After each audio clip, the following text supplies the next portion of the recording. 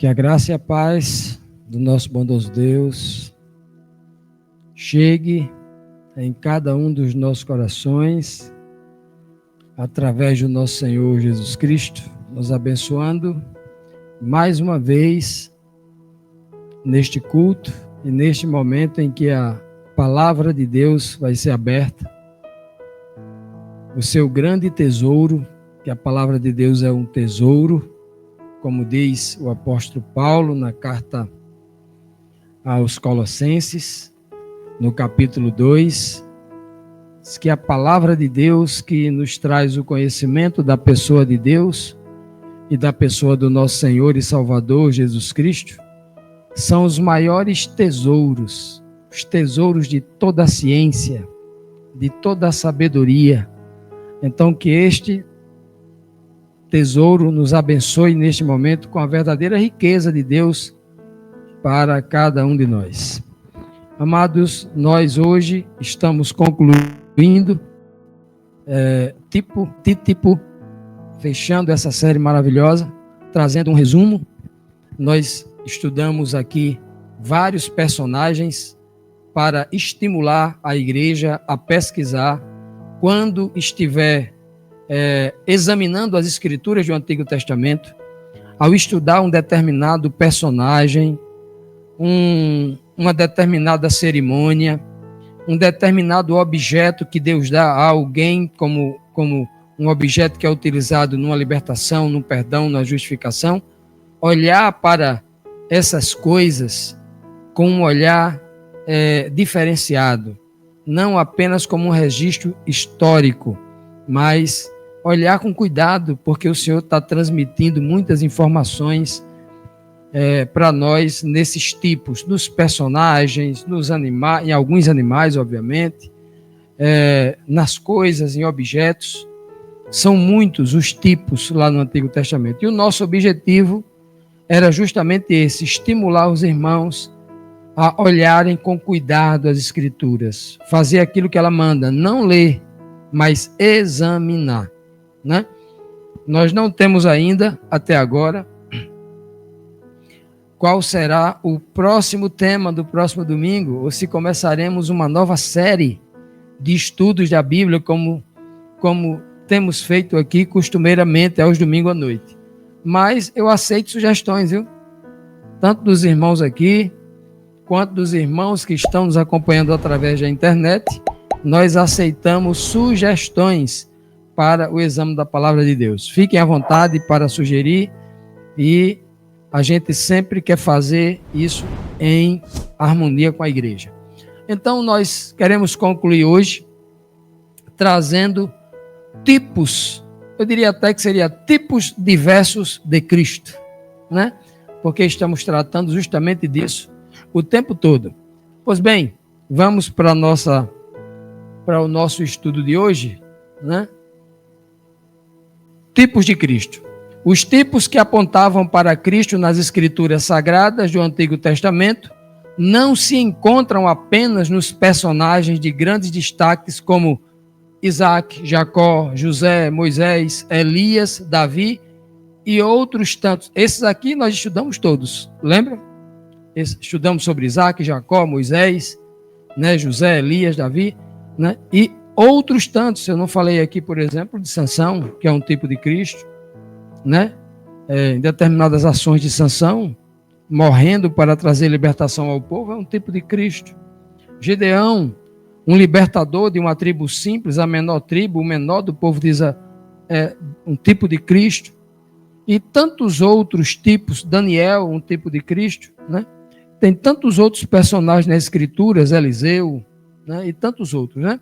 Pois bem, mas também vamos buscar esses tipos nas coisas, não só nos personagens, objetos, em animais, para que o homem pudesse ver e relembrar as promessas do Altíssimo para ele, para a sua vida, para o seu povo, nas coisas do seu cotidiano, exercitasse então a sua fé com isso. Vamos lá, vamos então para o texto base. No entanto, a morte reinou desde o tempo de Adão até o de Moisés, mesmo sobre aqueles que não cometeram pecado semelhante ao de Adão, o qual, Adão, era um tipo daquele que haveria de vir. Então, o próprio Paulo, aqui no livro de Romanos, no capítulo 5, deixa bem claro aquilo que a gente vem falando o tempo todo. Adão era um tipo de Cristo, né? E Cristo, quando Paulo dá esse título a Jesus, Jesus, o segundo Adão, ele está justamente trazendo o aspecto tipológico de Adão em Cristo, né? Olha que impressionante. E aí Paulo, obviamente, ele não vai citar outros, né? Porque trazendo essa lição, ele já está estimulando a cada um de nós a buscar esse conhecimento. Esse conhecimento é importante, viu? Muito importante. Obrigado. Esse conhecimento é muito importante, porque eu digo sempre que isso é evangelho na veia, meu irmão.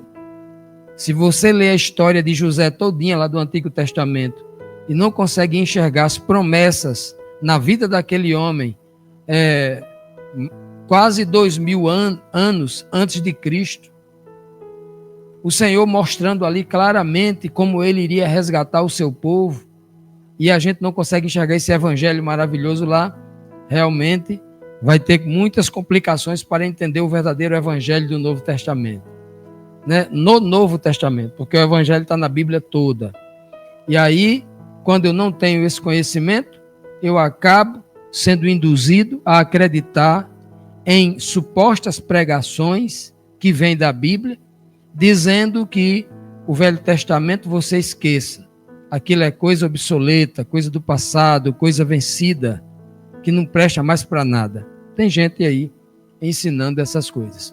Pois bem, tipo e antítipo, sombra e realidade. Vamos para o nosso texto? Vamos primeiro personagem, um animal, né? O primeiro tipo, um animal, um cordeiro. E aí nós encontramos no livro de Ezequiel, capítulo 46, versículo 13, dizendo assim: diariamente vocês fornecerão um cordeiro de 1 ano, sem defeito, como holocausto ao Senhor. Manhã após manhã vocês trarão. Que coisa linda, né? Ele está dizendo assim, olha, para sempre aqui, nesse contexto aqui de Ezequiel, tem a ver com a idade duradoura. Não quer dizer que até na nova terra as pessoas estarão trazendo um cordeiro para matar toda manhã. Não. Muitos textos na Bíblia, quando diz assim, ó, nas vossas gerações, para sempre, muito do contexto está falando da idade duradoura.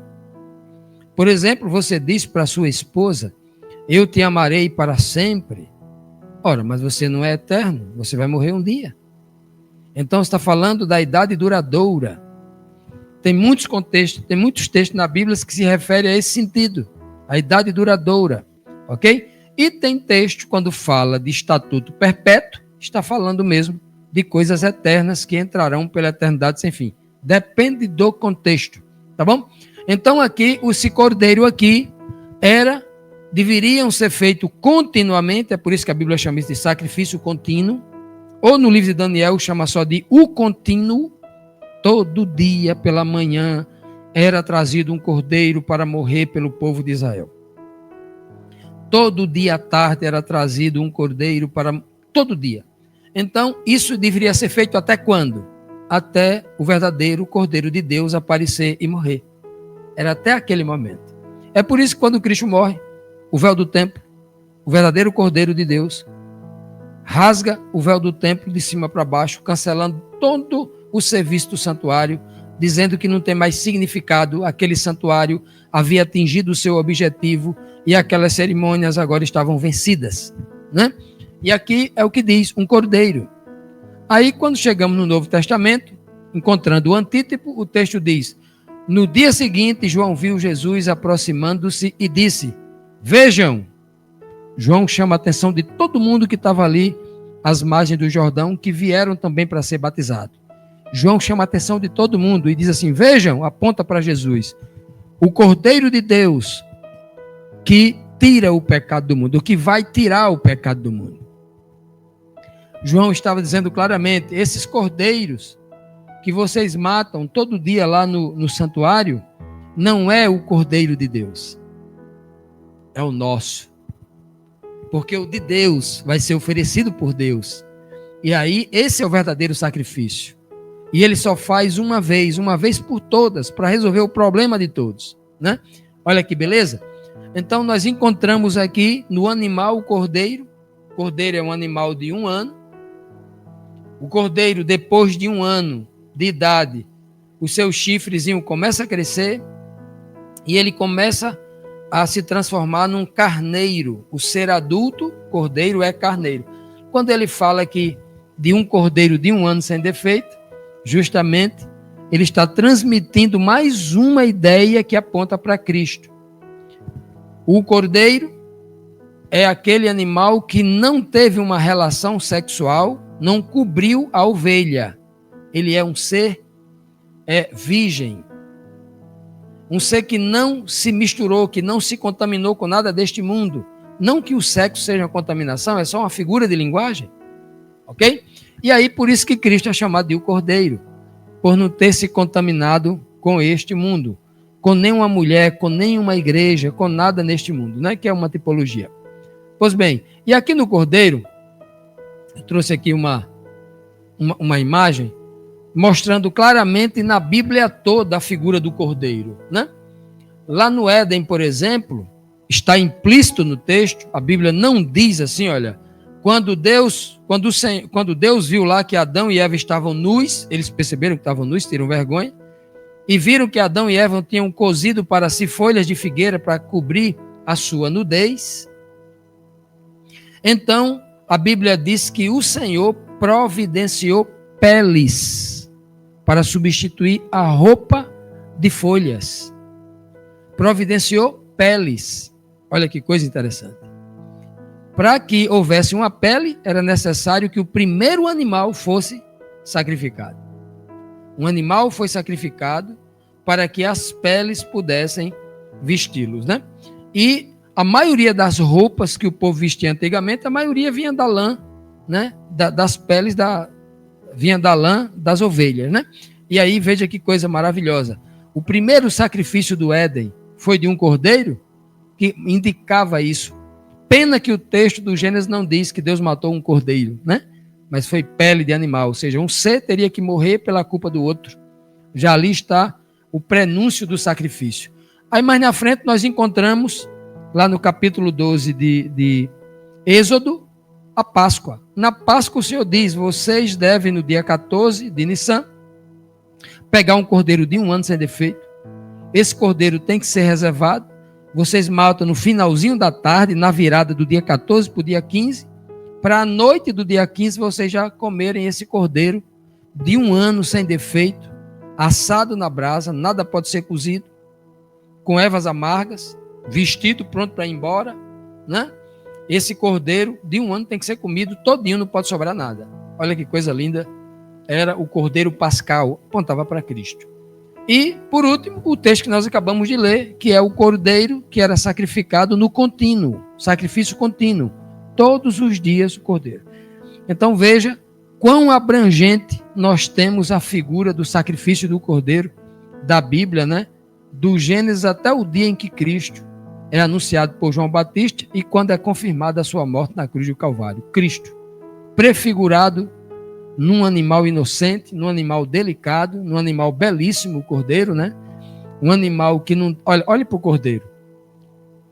Ele não tem dentes. Ele não tem dentes, garras, como um cão tem para se defender. Já viram os dentes de um cordeiro? Parece muito com os dentes de um ser humano. Só existe para comer ervas. Ele não se defende com os dentes. O carneiro adulto ainda se defende dando marradas com a cabeça. Mas o cordeiro não. Ele não tem chifres ainda, que são as armas, são as suas lanças para se defender. Então é um animal completamente indefeso. completamente dependente de Deus. A figura maravilhosa do Cristo que teve aqui na terra, que era totalmente dependente de Deus para nos ensinar a sermos também totalmente dependentes de Deus. Essa é a beleza do Cordeiro, né? O candelabro é uma figura, um móvel, né? Um utensílio que era usado lá no santuário. Em Êxodo 25:31 diz assim, ó: faça um candelabro, um castiçal, um candeeiro, depende muito, né, da versão da Bíblia, depende muito do costume de cada candelabro. Faça um candelabro de ouro puro e batido. Olha os detalhes. Cordeiro de 1 ano, sem defeito. Candelabro, ouro puro e batido. Sempre duas características, né? Façam ele num pedestal. A haste, as taças, as flores e os botões do candelabro formarão com ele uma só peça. Uma peça só. Ou seja, vinculado como se fosse um corpo só, e tem que ser um objeto só, porque estamos tratando de uma pessoa só. Não estamos falando de entidade, porque Jesus é uma pessoa só. Jesus não é duas pessoas. Em alguns textos, nós vamos ler assim, dizendo assim, num texto mal traduzido, mal copiado da língua original de Jesus e dos discípulos. O texto diz, o anjo falando com Maria: Maria, o ente que está no teu ventre é santo. Ente vem de entidade. O ser que está no seu. Então, até esses detalhes, você vê que a igreja tentou trazer muita ideia do paganismo para dentro de algumas versões da Bíblia, né? Que Cristo não é uma entidade, é um ser pessoal, né? Então, olha que coisa linda. O candelabro é um só. Aí diz lá no livro de João 8,12, Cristo diz, falando novamente ao povo, Jesus disse: eu sou a luz do mundo. Quem me segue nunca andará em trevas, mas terá a luz da vida. O candelabro, ele existia com um propósito, como peça, como objeto para um propósito lá no santuário, para iluminar o santuário interno. O santuário, ele era feito de 3 compartimentos, como nós já vimos aqui numa série. Quem não assistiu ainda, os que estão nos acompanhando pela internet, busque aí no canal da TV Ama, vá lá e veja lá, tem vários playlists, tem a playlist do Apocalipse, a playlist do livro de Daniel, tem a playlist lá falando da série Milagres, a série Santuário, Rituais de Santuário, tem lá uma série. Então, muitas séries lá. Quem quiser estudar a Bíblia sobre muitos assuntos, vá lá na TV Ama, busque lá, né? Então, lá quando nós estudamos aqui a série do Santuário, nós vimos claramente ali no lugar santo, o santuário divide em 3 partes, o átrio interno, né? Altar de sacrifício pia, lugar santo, onde está o candelabro, junto com a mesa dos pães de proposição e o altar de incenso, e o lugar santíssimo, onde estava ali a arca da aliança com o propiciatório, com a tampa, né? Vimos tudo isso. Então, o candelabro era a peça que iluminava o lugar santo. Ali, o santuário está dividido em 3 partes. Preste atenção como isso é interessante, porque o santuário também é um tipo. Já já vamos falar sobre ele. O átrio, que é a parte interna onde o pecador entrava. O homem pecador não entrava para o lugar santo, muito menos no Santíssimo. O pecador entrava ali no lugar. Só o pecador arrependido que vinha confessar o pecado é que entrava ali.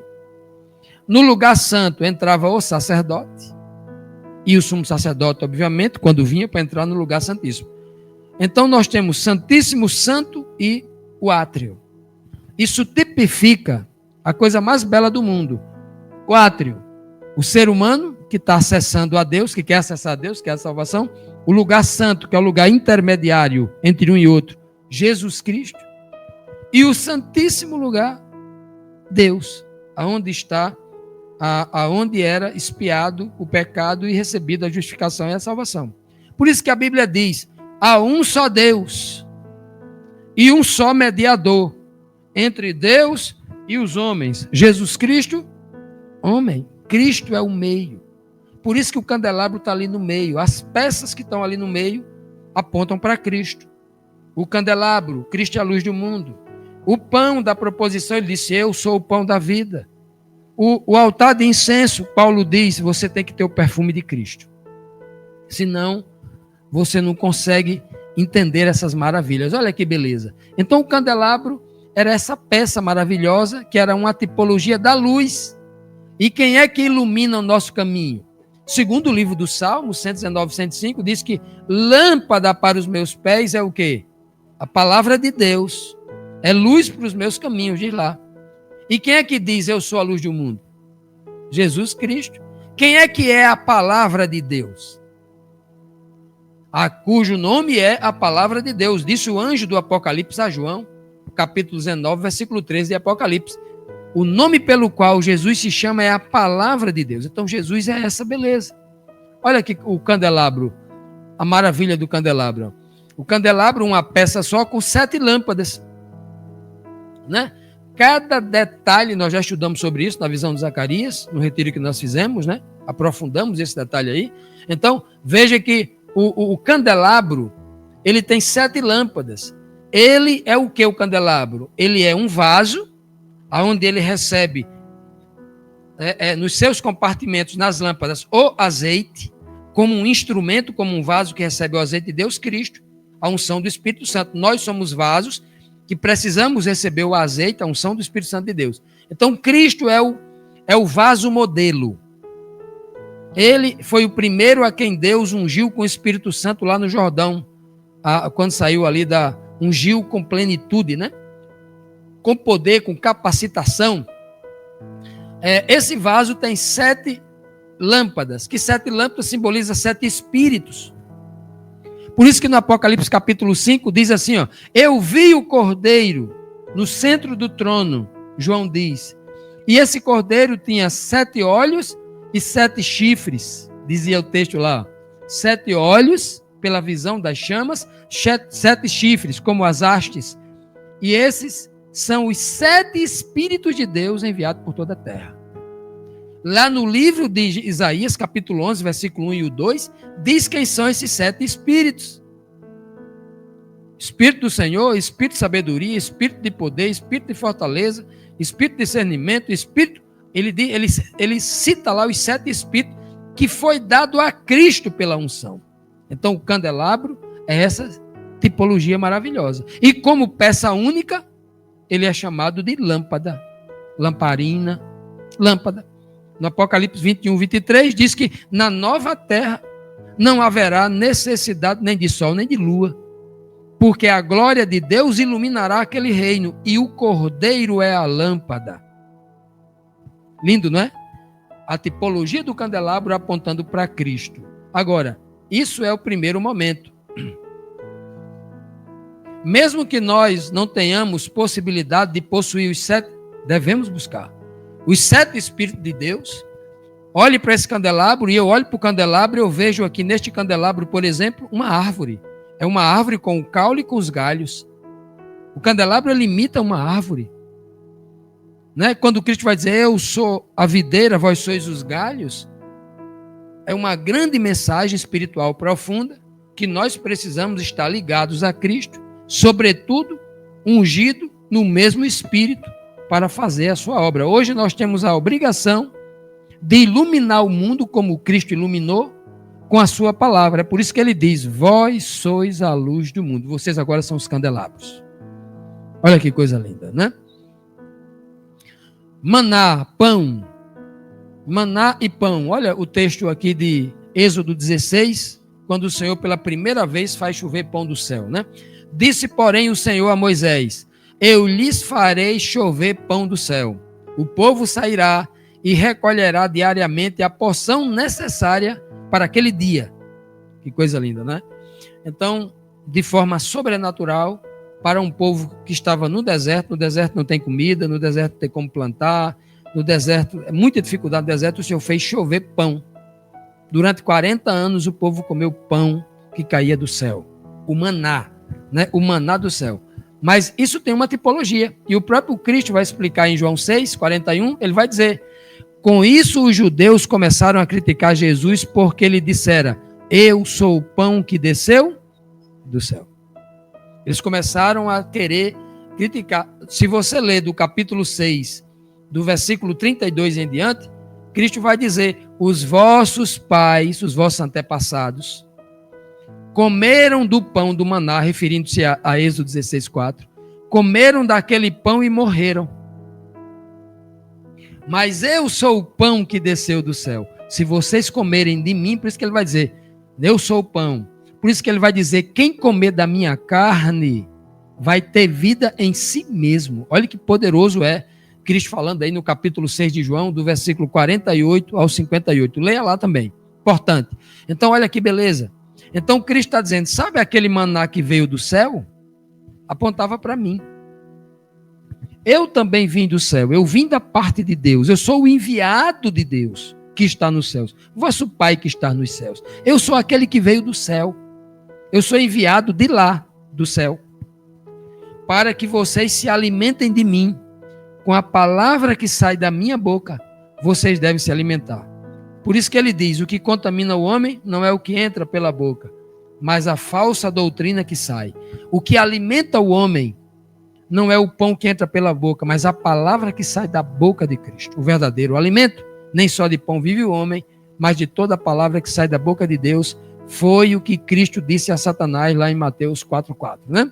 Pois bem, e aqui nós temos aqui o símbolo aí do maná, né? O maná que era algo parecido ali com algo parecido com dizem que pareciam com a semente do coentro, ou com a casquinha, com a aveia, algo misturado ali, mas algo que podia ser feito uma farinha, por exemplo, né?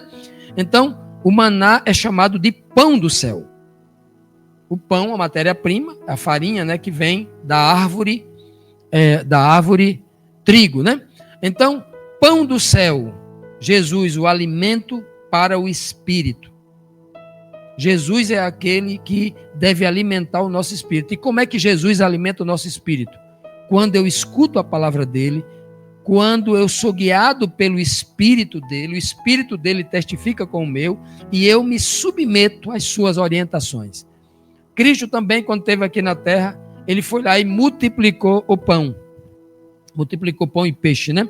Multiplicou o pão, né? Para uma multidão incontável de pessoas ali, que só de homens adultos tinha quase 5.000. E na multiplicação do pão, né, que ele ora, olhando para o céu, o Pai, né, ora, levanta o pão para o céu e agradece, dando uma clara referência que ali estava acontecendo mais uma tipologia do pão que vem do céu, que era ele. E ali ele alimenta aquela multidão, dizendo assim, eu que vim alimentar vocês. Eu sou o principal alimento para vocês. Era uma mensagem muito profunda, né? E por último, né? O pão, como nós vimos aqui, é o filho do homem. Porque ele diz assim, quem comer a carne do filho do homem. E o termo carne está ligado ao ser humano. O termo carne na Bíblia está ligado à natureza humana. Tá bom? Pois bem, vamos lá, vamos para o próximo, né? A pedra. Vocês estão contando aí? A pedra. Eis que eu estarei ali diante de ti sobre a rocha, em Horebe, e tu ferirás a rocha. Alguns textos falam rocha, outros textos falam rochedo, né? Pedra. Ferirás a rocha, e dela sairão águas, e o povo beberá. E Moisés assim o fez diante dos olhos dos anciãos de Israel. O povo estava no deserto, com muita sede, e agora uma pedra precisava ser ferida. Olha o texto ali, ó. Ferirás a rocha. No próprio texto, a Bíblia já está dizendo para você que tem algo que precisa ser olhado com carinho para ir, porque ninguém fere uma rocha. Você já viu uma rocha ferida? Alguém já viu aqui, lá no Valfredo Gugel, uma rocha fazendo cirurgia? Alguém? Uma rocha com a muleta andando no meio da rua? Então, rocha não se fere. Rocha você quebra.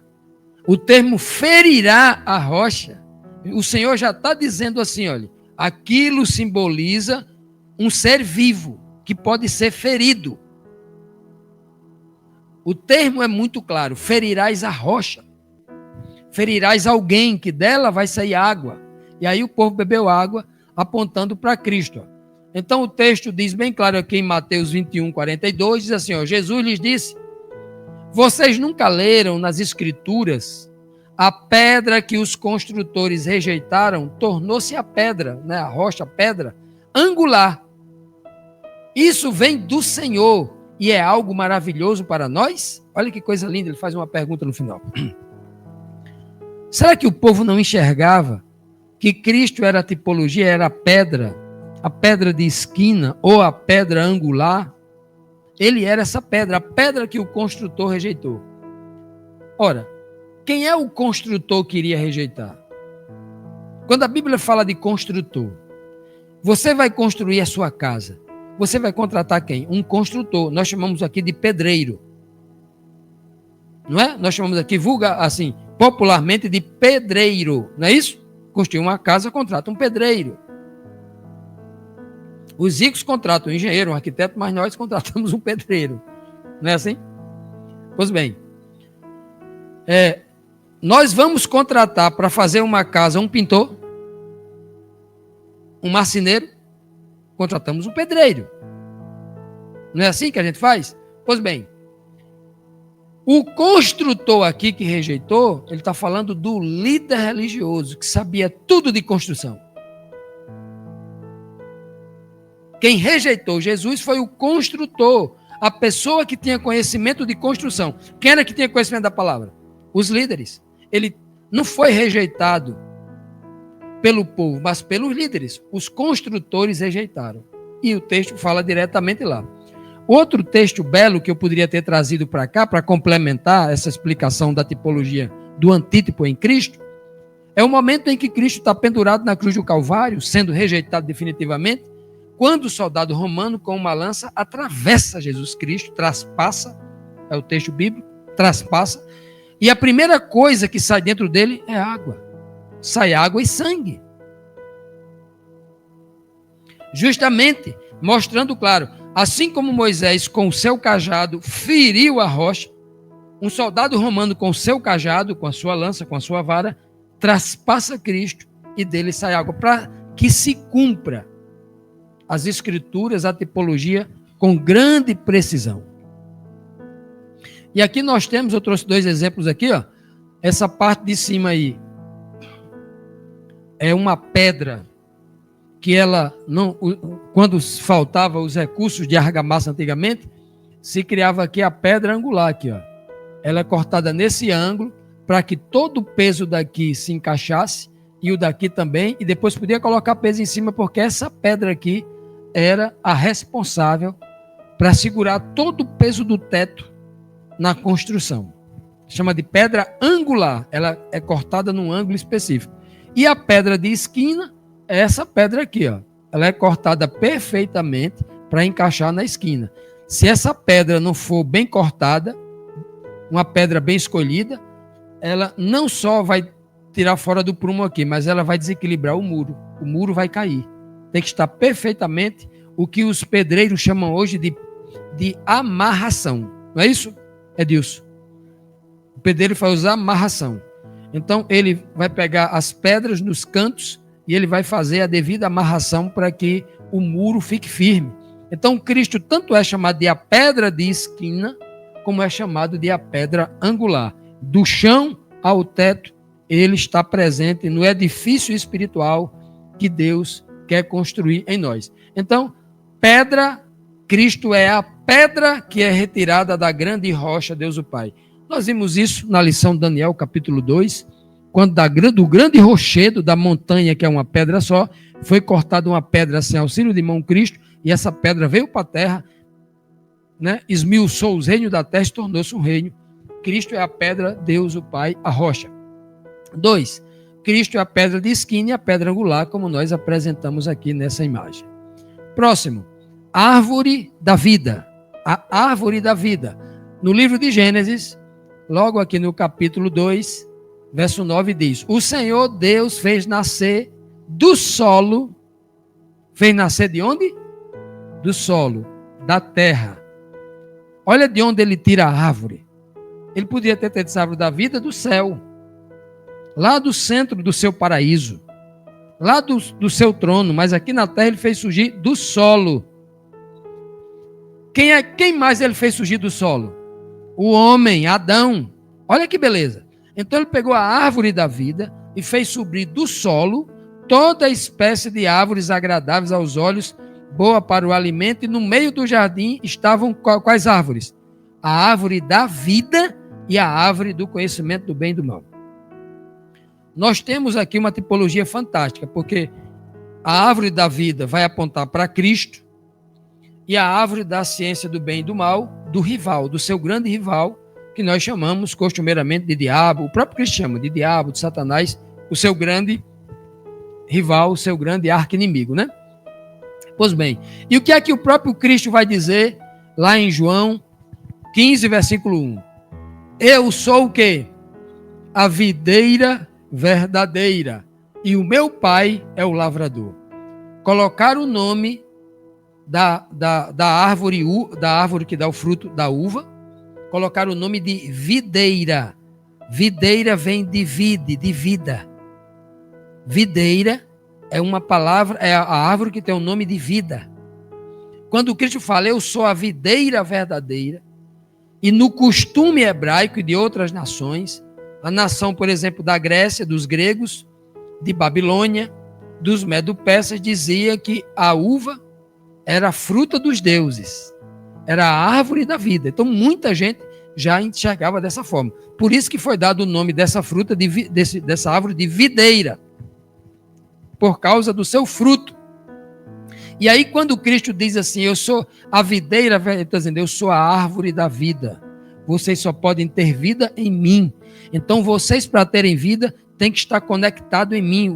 Vocês são galhos. Os galhos têm que estar conectados em mim. Se vocês não derem fruto, corta o galho, separa de mim e vai para o fogo. E ele diz bem claro, meu pai é o lavrador. Meu pai é quem me plantou. Meu pai é quem me poda. Meu pai é quem cuida de mim, é quem rega, é quem faz tudo isso. É meu pai quem faz isso. Assim como foi Deus lá no Jardim do Éden que trouxe esta árvore. Então a árvore da vida é uma grande tipologia que aponta para Cristo. E por que eu trouxe isso? Porque tem gente dizendo, pegando um texto do Apocalipse, que é um texto dado em visão, simbólico, que lá na nova terra, tal, vai ter a árvore, lá no céu, quando chegar lá, vai ter a árvore da vida, o trono de Deus, sai um rio, e a árvore da vida está lá. Eles acreditam na árvore da vida literal. Né? A árvore da vida lá no Jardim do Éden era literal? Era uma tipologia. A árvore da vida no reino de Deus pode ter uma árvore lá que seja um símbolo? Pode. Mas é um símbolo. Porque esta árvore não vai dar vida a ninguém. Ninguém fique pensando que vai estar lá na vida eterna. Para ter vida tem que comer dessa árvore. Nenhuma árvore é capaz de dar vida eterna a ninguém. Nem essa árvore. A vida eterna só vem de uma fonte. Chama-se Deus, o Pai. Que nos dá a vida através de quem? De Jesus Cristo, a verdadeira árvore da vida. Você vai comer pela eternidade sem fim de Cristo. Daquilo que Cristo vai lhe alimentar, daquilo que Ele vai lhe ensinar. E não de um fruto literal, como alguns estão ensinando aí. Ora, se a árvore da vida desse um fruto literal para a vida, então Deus não tem algo superior a Deus. Até Deus tem que comer dela para ser eterno. Então, muito cuidado com as literalidades da Bíblia para você entender o que está escrito aí. Muito cuidado aí, tem gente prometendo um monte de coisa, né? Então, o fruto da vida, Cristo falou, eu sou a videira verdadeira. Olha que beleza, até o fruto dessa árvore é lindo demais, porque eu olho para... Eu nunca mais, depois que eu compreendi essa verdade, eu olho para um cacho de uva belo como esse aqui e não consigo mais enxergar apenas um cacho de uva. Eu olho e vejo uma igreja unida. Cada bolinha preta dessa aí, cada fruto independente aí, eu vejo como irmãos unidos, coladinhos um no outro, no mesmo espírito, com o mesmo sumo, com a mesma doçura, com as mesmas vitaminas, com o mesmo propósito de alimentar as pessoas. Esse é o fruto que vem da árvore, uma igreja unida poderosa, perfeita. Só Cristo pode fazer isso.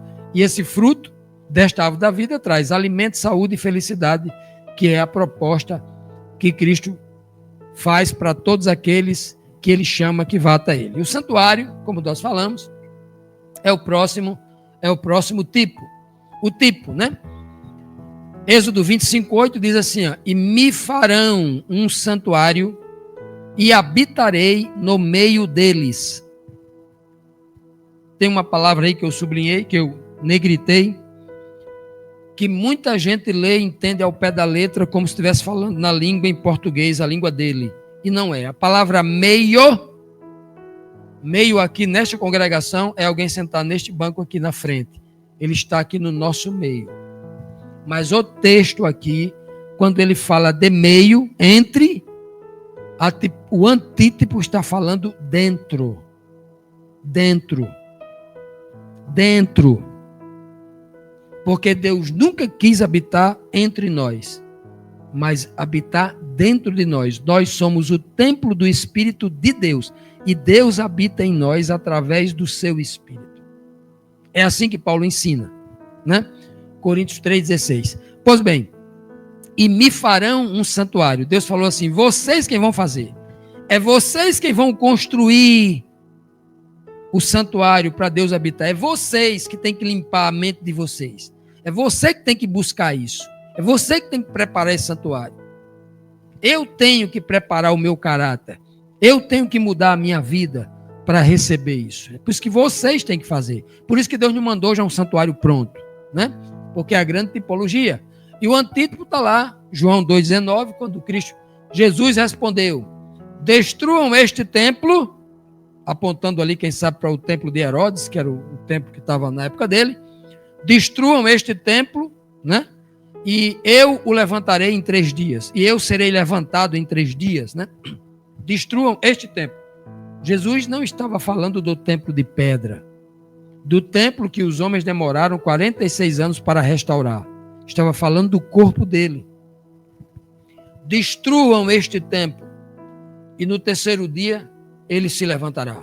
Ele será reedificado, né?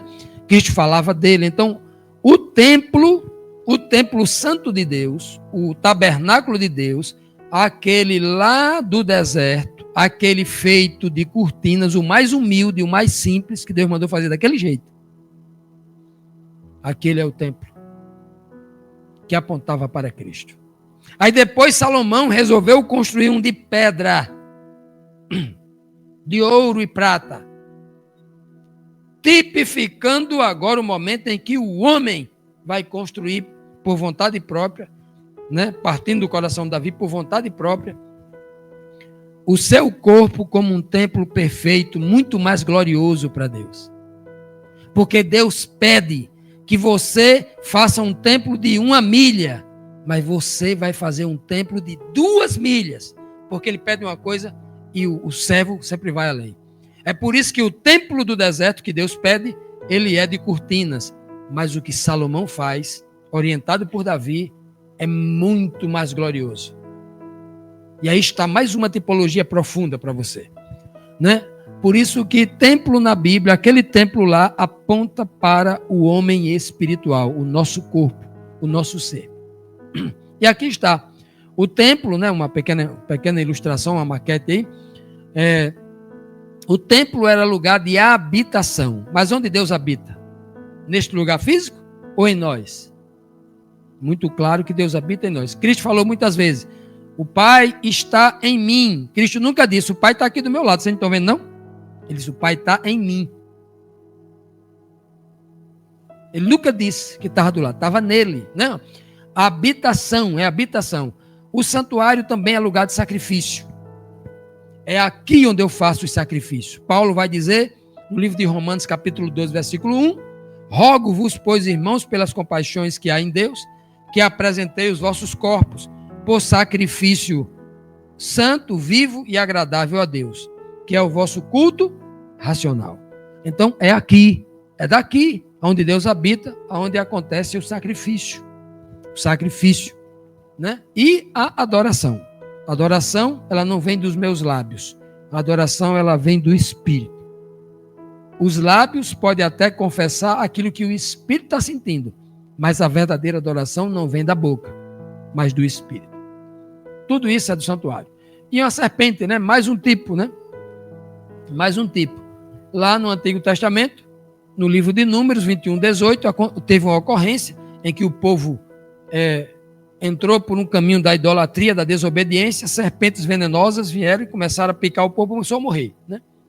Então disse o Senhor a Moisés: faze uma serpente de bronze e põe-da sobre uma haste, e será que todo mordido que olhar para ela, para a serpente de bronze, viverá.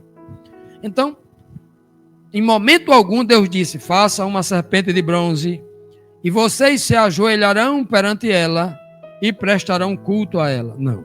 Por que eu estou dizendo isso? Porque um amigo católico falou assim: não, eu posso fazer uma imagem de Maria, uma imagem de São João, de São Pedro, não sei de quem, e posso me ajoelhar, beijar os pés dela tudinho, porque Deus mandou fazer uma serpente de bronze. Deus mandou fazer uma serpente de bronze, mas não mandou se ajoelhar diante dela, não. Deus mandou fazer uma serpente de bronze para que aquele que fosse picado bastava olhar para a serpente de bronze que estava no topo de uma haste, porque aquilo era uma tipologia. E depois desse evento, a serpente de bronze sumiu, ela não segue até hoje. A serpente de bronze não foi guardada dentro da Arca da Aliança, não. Preste atenção nestes detalhes. Era um ato específico que Deus queria mostrar para o povo de Israel que somente uma serpente poderia vencer a outra serpente. Somente um rival mais poderoso poderia enfrentar Satanás, a antiga serpente. Era uma mensagem que ele queria passar. E o próprio Cristo vai dizer a Nicodemos aqui, em João capítulo 3, ele vai dizer assim: e como Moisés levantou a serpente no deserto, assim importa que o Filho do Homem seja levantado, para que todo aquele que nele crê tenha a vida eterna. Assim como a serpente foi levantada para que o povo não morresse, tivesse a vida, Cristo foi levantado sobre a terra, e muita gente fala assim: Cristo foi levantado sobre uma haste, uma cruz, né? Uns falam madeiro, cruz, madeiro. Foi levantado sobre uma haste. Mas o levantamento não acontece na haste. É levantado quando ele é levantado da sepultura. E quando ele é levantado da sepultura, ele realmente cumpre a profecia. E quem é levantado da sepultura? Um Deus ou o Filho do Homem? Filho do Homem. É por isso que João, no capítulo 1, lá nos céus, capítulo 1, na visão gloriosa do Filho do Homem, ele olha para o Filho do Homem, e quando ele olha para os pés do Filho do Homem, ele vê que os pés do Filho do Homem eram de bronze. De bronze. Por que a serpente era de bronze e os pés de Cristo eram de bronze? Porque lá em Gênesis 3,15 diz que a serpente iria morder o seu calcanhar, mas ele ia pisar a cabeça da serpente. Por isso que a serpente era de bronze. Por isso que os pés de Cristo aparecem no Apocalipse como os seus pés de bronze, mostrando que ele é o Filho do Homem. O Filho do Homem é a tipologia da serpente lá do deserto. Era através dele que Deus iria trazer a vida para a humanidade. E aqui está. Inclusive até hoje, né, assim, ó, tem, eu não sei se é farmácia, é a farmácia, né, que tem esse símbolo aqui, que usa, farmácia, né?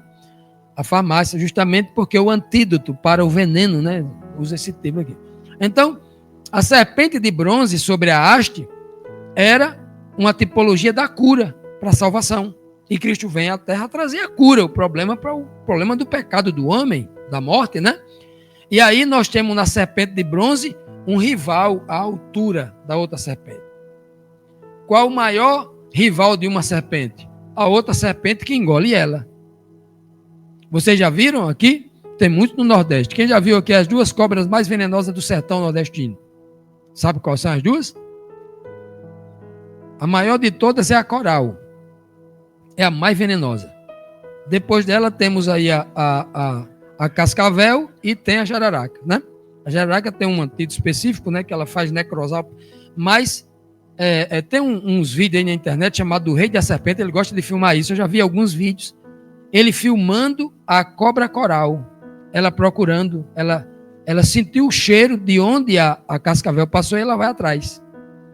ela vai engolir, ela vai encontrar e a cascavel morrendo de medo dela, fugindo. Porque a cascavel tem medo da coral e ela sabe que vai perder. Ela chega cheirando, quando chega na cauda, sai procurando a cabeça para dar o bote e engolir a cascavel. Né? Então, a serpente, né, é a maior inimiga da outra. Então, por que a Bíblia usa esses dois termos, serpente? Né? Não, mas a serpente está ligada ao mal, é o Satanás, não pode ser aplicado a Cristo. Ora, Cristo disse assim para você: ei, eu envio vocês lá para o mundão. Sejam simples como as pombas, mas prudentes como as serpentes. Sejam sagazes como a serpente. E Cristo, para vencer Satanás, ele foi simples como uma pomba, mas atacou na medida certa Satanás como uma serpente. Então, muito importante que nós entendamos estes detalhes também, tá bom? O outro ponto é a vara. Até falei isso no retiro lá, no final do ano, para que vocês me trouxessem. Até hoje ninguém me trouxe, né? Eu peço as coisas para vocês e vocês não fazem nada, não me dão resposta, né? Pedi para os irmãos aqui. O significado. Qual o significado da vara? Aquela vara de Moisés, aquele bastão, né? Alguns chamam de cajado, mas né? A vara é aquela que tem justamente aquela curvazinha parecendo um guarda-chuva, né? Que o pastor usa. A vara é especificamente uma ferramenta do pastor. Porque aquela curva na ponta da vara, ele usa para pegar no pescoço da ovelha e botar ela para o caminho. Chamar ela para o canto. Né? Então, aquela vara é justamente a arma do pastor. Porque Deus poderia ter providenciado muito bem uma espada. Poderia ou não poderia? Moisés não poderia estar com espada, mas Deus arrumou uma arma, que era a arma de Moisés, era uma vara. A arma de Deus é para guiar o povo, não é para ferir ninguém.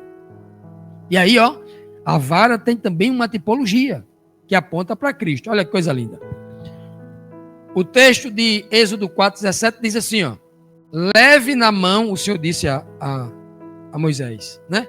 Leve na mão esta vara, com ela você fará sinais milagrosos ou miraculosos, né? Com ela você fará. Então veja que Moisés é enviado ao Egito como sendo um Deus, como sendo o pai, o Deus, né?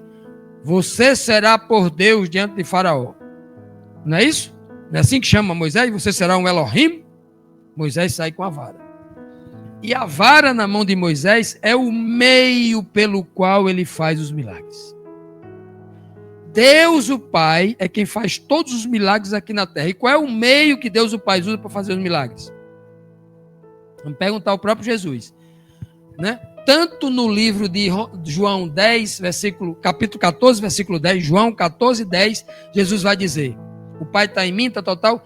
Os milagres que são feitos, é o Pai quem faz essas obras através de mim.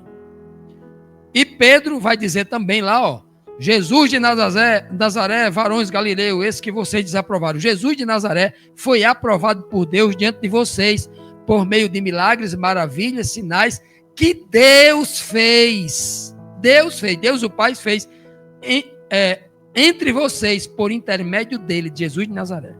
Então, Jesus de Nazaré, o Filho de Deus, é chamado na Escritura de a sabedoria de Deus, poder de Deus. Implicitamente ele está sendo chamado também de o dedo de Deus. E é chamado, obviamente, o meio pelo qual Deus toca a humanidade. O meio pelo qual Deus se manifesta de maneira sobrenatural, fazendo milagres e prodígios. Aqui nós temos, né, uma figura de um cajado, né? O cajado, sobretudo, é um instrumento de obra, de trabalho. E nenhum instrumento na terra foi tão poderoso quanto Jesus Cristo. Houveram outros instrumentos para a glória de Deus, muitos outros instrumentos. José, Daniel, Paulo foi um instrumento poderoso nas mãos de Cristo. Nas mãos de Deus, né? Esse também é um meio pelo qual o pastor conduz, né? E também ele é símbolo de guia e de correção. Por isso que Moisés levanta o cajado, ali a vara, para que o mar se abra. É com ele que ele toca ali na rocha. É com ele que ele vence a guerra, levantando, né, o cajado bem alto. O sol, né, que faz parte do nosso sistema solar, também é uma tipologia de Cristo. Olha o que diz o texto em Malaquias 4:2. Minha voz está sumindo aí, vamos orar para que eu conclua, viu? O texto diz, Malaquias 4:2. Mas para vocês que reverenciam o meu nome, Yahvé falando, vocês que reverenciam o meu nome, o nome de Deus o Pai, o sol da justiça se levantará trazendo cura em suas asas. Trazendo cura em suas asas. E vocês sairão e saltarão como bezerro solto do curral. A profecia de Isaías, de Malaquias, apontava que iria se manifestar o sol da justiça vindo da parte de Deus. E aí, o texto diz bem claro em Mateus 25:31. Quando o Filho do Homem vier em sua glória, aonde ele vem? O que é o que o sol faz lá no céu? Na nuvem dos céus? Emite a sua glória. Não, o homem vier em sua, o Filho do Homem vier em sua glória, com todos os anjos, ele se assentará em seu trono da glória celestial, né? Apontando claramente Cristo como uma tipologia do sol da justiça. Então o sol é aquele que emite luz, luz a gente chama de glória em alguns aspectos, e também é aquele que traz o quê? O juízo. O juízo justo é aquele que você julga com luz, está iluminado, e você enxerga tudo para julgar com justiça. Ninguém julga com justiça na escuridão. Porta, véu. Porta ou véu, né?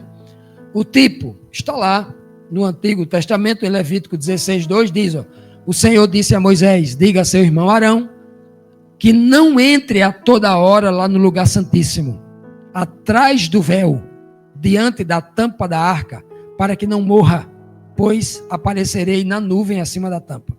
O propiciatório, o Shekinah era a nuvem, a luz, a glória. Então, amados, veja que no santuário interno havia uma porta.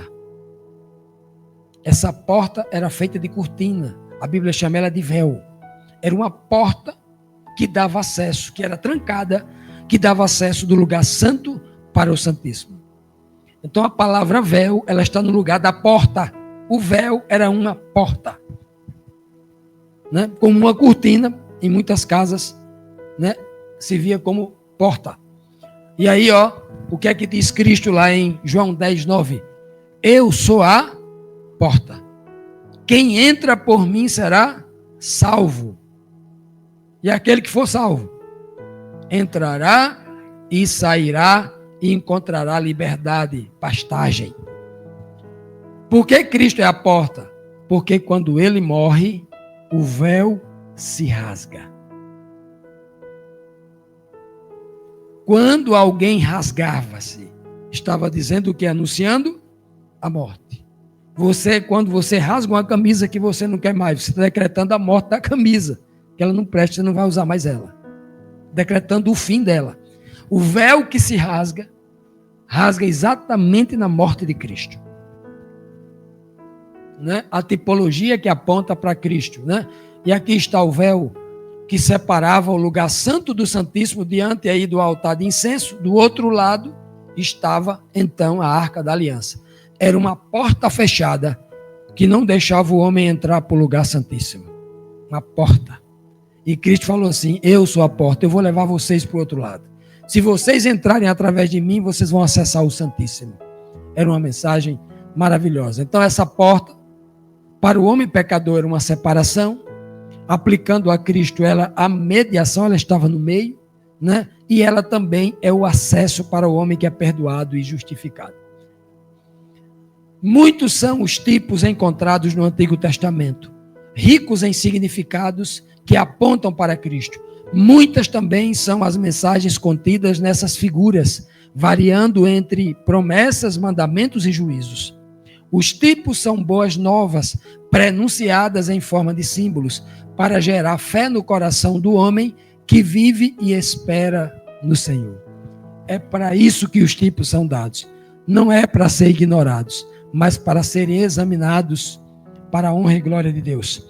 Que o Senhor toque os nossos corações, que o seu Espírito ilumine a nossa mente para que em tudo nós possamos, ao compreender a sua palavra, colocar em prática todo o aprendizado para a honra e glória de Deus. Amém.